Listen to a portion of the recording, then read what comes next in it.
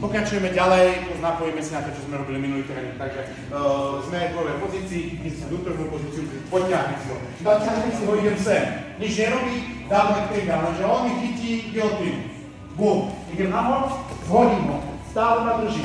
Spadol som, vypetme to. OK, stále ma drží. V tomto prípade som správne kvôli tomu, že som hlavou na druhej strane, ľavá ruka prejde na zápestie, pravá ruka ide pred laktím, tak, aby som dlaň chytil rameno a pred laktie z celej sily mohol zatlačiť na hrtán. Súčasne s tým, ako pravou rukou tlačím proti jeho hrtanu, ľavou rukou to otváram. Ako náhle sa otvoria ruky, ľavá ruka popod, pravá sem. Ešte raz. Takže sme tu, vnútorná pozícia. Ľavá noha spraví setup krok, potrebujem jeho ľavú nohu vyrovnať, natiahnem. Teraz ideme do toho double legu, to znamená, že ja ho natiahnem, idem sem, som vystretý. Nerobí nič, nerobí sprawl, nestihol spraviť sprawl, on mi chytí ale guillotinu, ja chcem ísť double leg.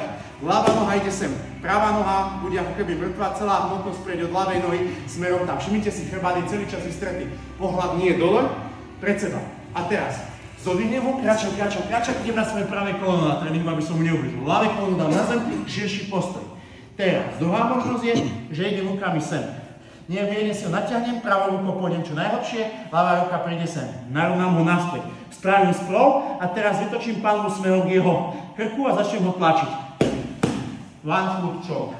OK? Takže keď vás super drží, tak máte tam možnosť ho tým ukončiť.